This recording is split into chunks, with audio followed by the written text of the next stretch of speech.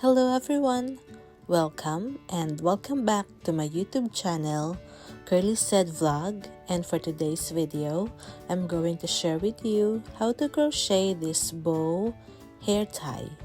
You need 4-ply acrylic yarn, 4mm hook, elastic, needle, and scissors. First step is to make a slip knot. To make a slip knot, form the yarn into a circle, then grab the yarn in the middle, then pull, and then insert the hook. To make it tight, you have to pull the shorter yarn.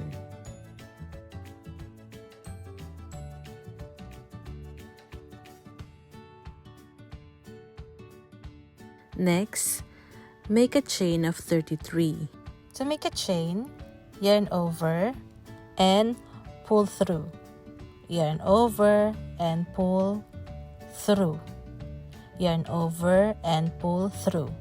So continue doing these steps to finish chain 33.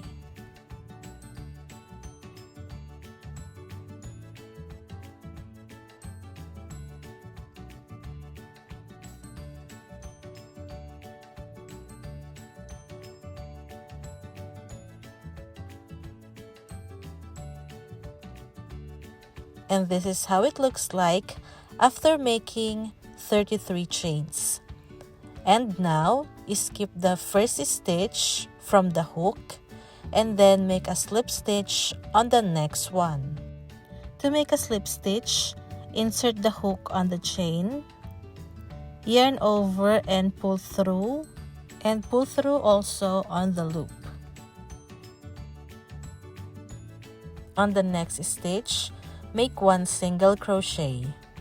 Insert the hook on the chain, yarn over and pull up a loop. We have 2 loops on our hook, and then yarn over and pull through on the 2 loops. Next, we're going to make 1/2 double crochet on the next stitch. First, yarn over,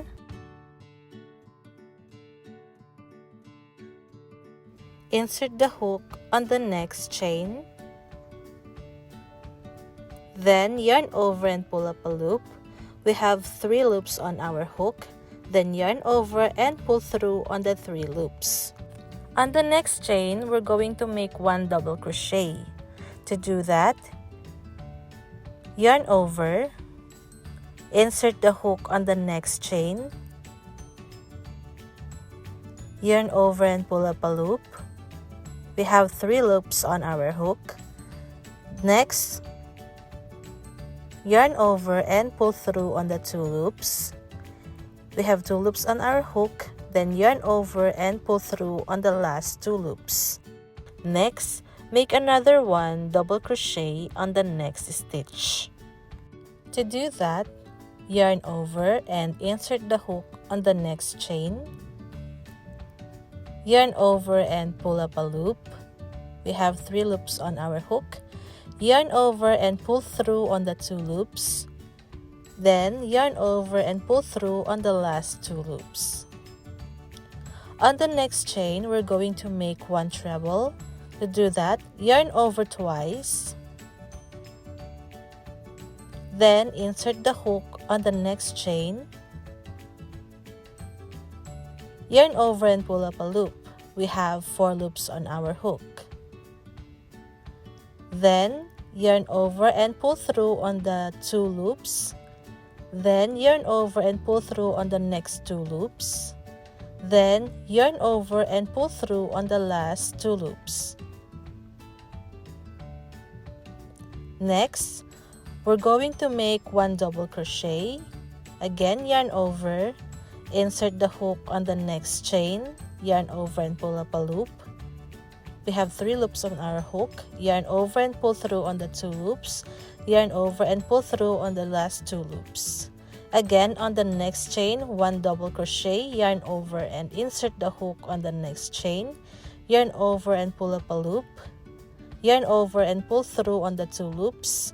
Yarn over and pull through on the last 2 loops. Next, 1/2. yarn over and insert the hook on the next chain, yarn over and pull up a loop, then yarn over and pull through on the 3 loops. Next is 1 single crochet, insert the hook on the next chain, yarn over and pull up a loop, yarn over and pull through on the 2 loops. Next step is to make 12 slip stitch. To make a slip stitch, insert the hook on the next chain, yarn over and pull through all loops. That's the slip stitch. Again, insert the hook on the next chain, yarn over and pull through all loops. Insert the hook on the next chain, yarn over and pull through all loops. Now repeat the steps and complete the 12 slip stitch. And this is how it looks like. Now we're going to repeat the pattern. First, we're going to make 1 single crochet. So insert the hook on the next chain, yarn over and pull up a loop, yarn over and pull through on the 2 loops. On the next chain, make 1/2 double crochet. And on the next chain, 1 double crochet.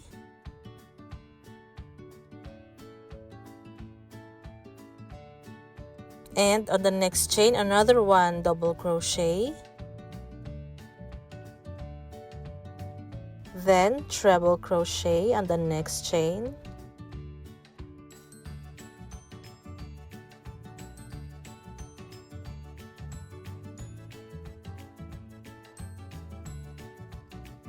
And then 1 double crochet on the next chain.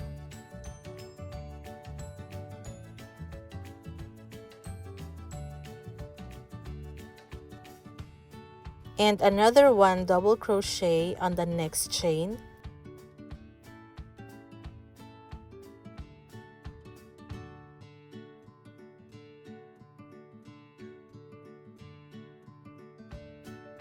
And 1/2 double crochet on the next chain.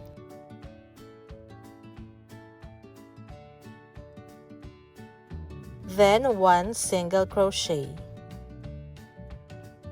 On the last chain, make a slip stitch. As you can see, we already completed the half part of the bow. Now on the same stitch or last chain, make another 1 slip stitch. And then on the next chain, we're going to repeat the pattern. First, make 1 single crochet.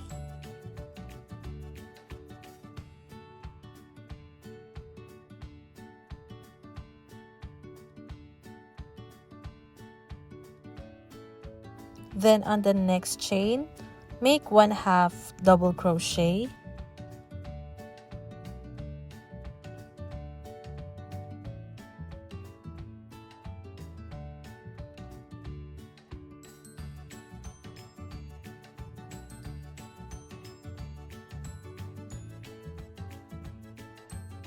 Then on the next chain, make 1 double crochet.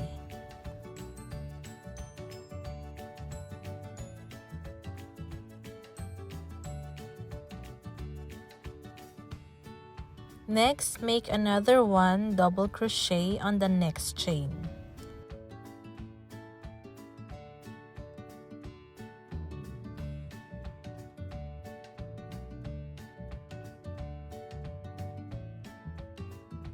Next, make 1 treble crochet on the next chain.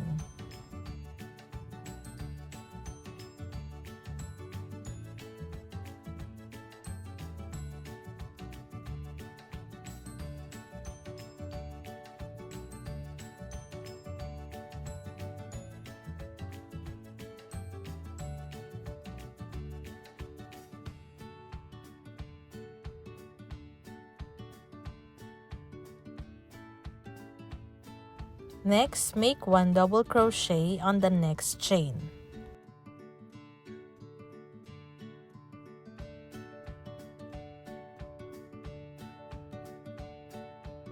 Next, make another 1 double crochet on the next chain.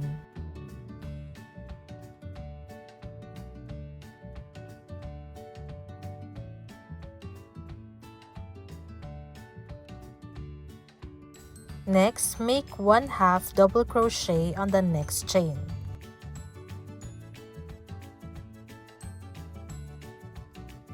Next, make 1 single crochet on the next chain.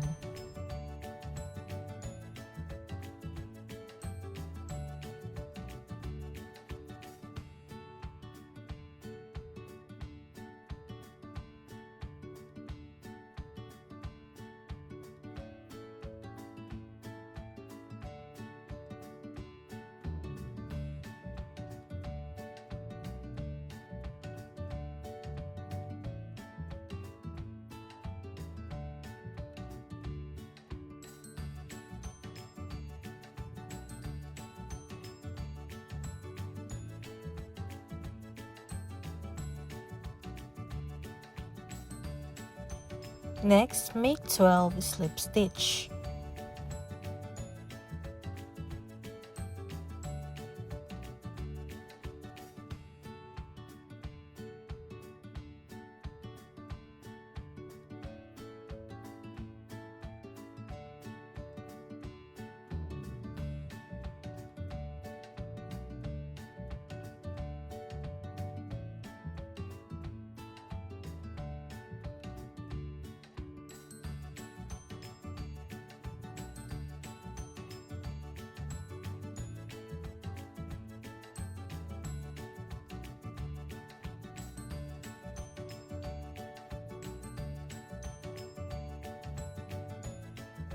And this is how it looks like after making a slip stitch. Now, continue with the pattern. On the next chain, we're going to make 1 single crochet. And on the next chain, make 1/2 double crochet.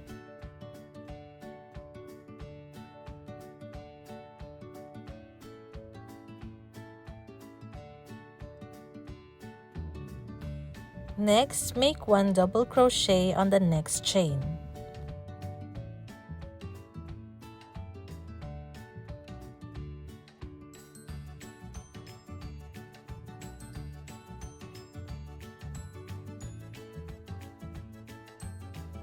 And another 1 double crochet on the next chain.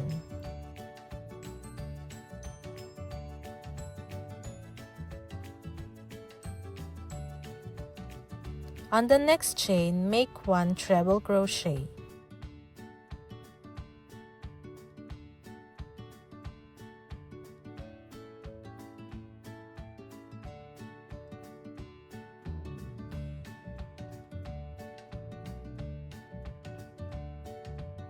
On the next chain, make 1 double crochet.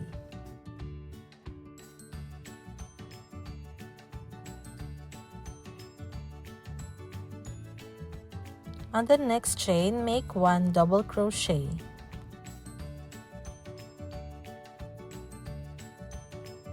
On the next chain, make 1/2 double crochet.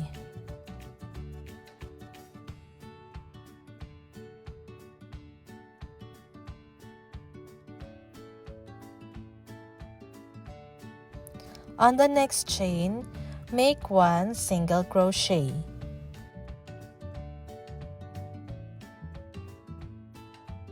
And on the last chain, make a slip stitch.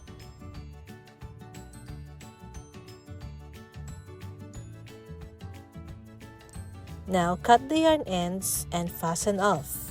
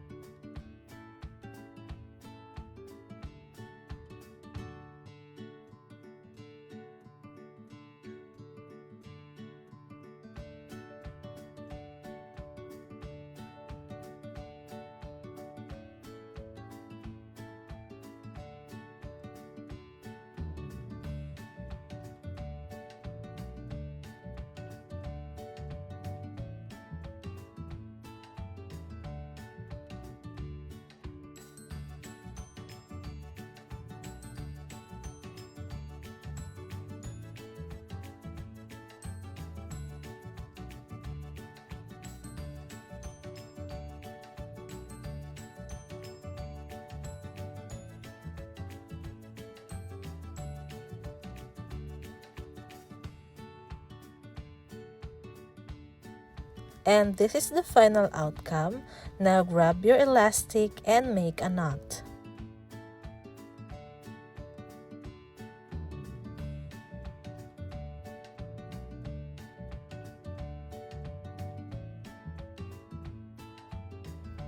And there you have it, guys. Thank you for watching. Please like this video and then click the notification bell to notify you if I have a new uploads. And also, click the subscribe button to help my YouTube channel grow. Thank you for watching and see you on my next tutorial. Goodbye!